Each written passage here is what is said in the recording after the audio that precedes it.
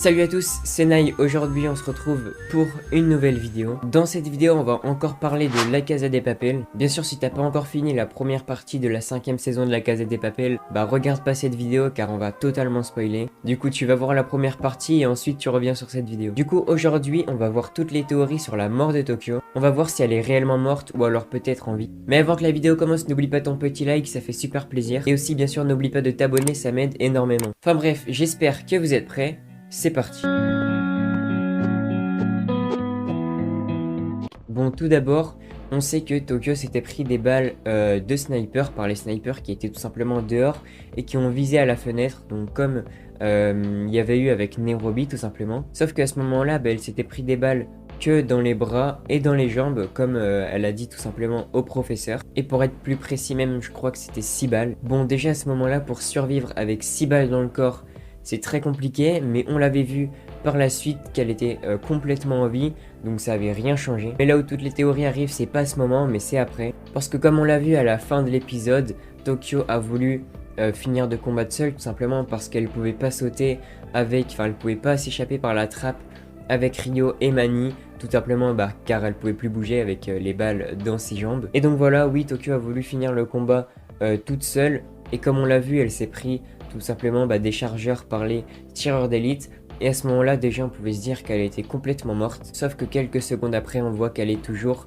consciente, tout simplement. Mais déjà, à ce moment-là, faut se dire qu'elle a plein de balles partout dans le corps. Et même si elle avait un gilet pare-balles, franchement, à ce moment, c'était presque impossible de survivre. Et en plus de ça, on voit que par la suite, elle a allumé 6 grenades, je crois, sur son gilet. Donc franchement, si elle s'est pris ces 6 grenades, bon là, il n'y a aucune chance qu'elle survive. Sauf qu'à aucun moment, on l'a vue réellement morte, ou même on n'a même pas vu son corps. C'est donc là où la première théorie entre en jeu. Cette théorie dit que après que Tokyo ait enclenché les grenades, et comme on a vu, Gandia a dit sauvez-vous tout simplement. Et c'est pour ça que à ce moment-là, Tokyo en aurait profité pour sortir par la trappe par laquelle Denver et Mani sont sortis. Franchement j'y crois très peu, surtout comment elle a pu se déplacer, peut-être qu'elle a trouvé un moyen. Mais bon franchement là c'est presque impossible, parce qu'elle avait des balles du coup oui partout dans le corps.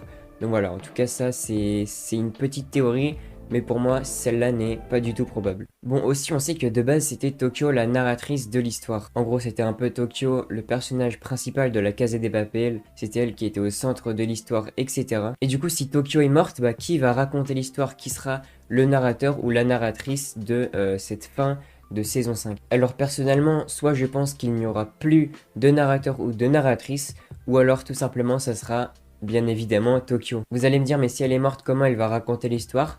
Eh bien pour moi, même si elle est morte, elle va quand même raconter l'histoire.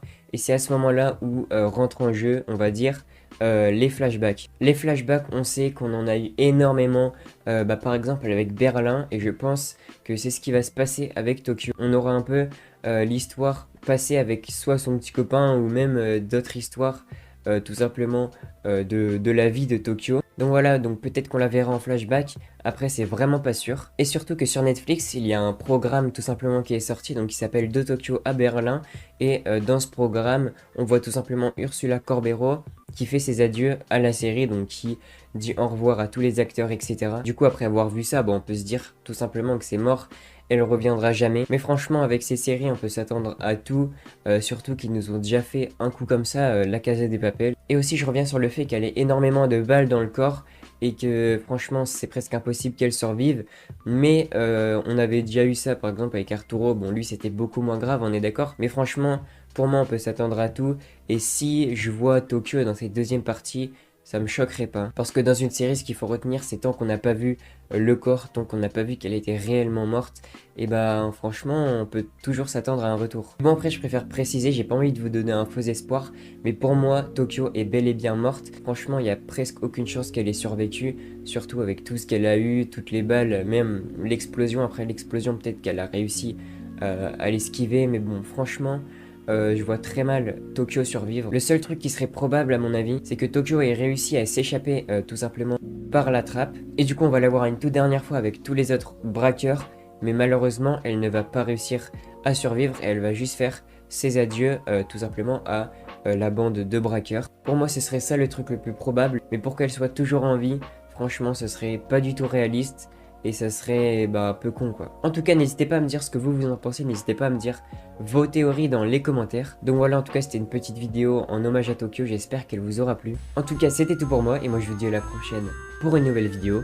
Ciao!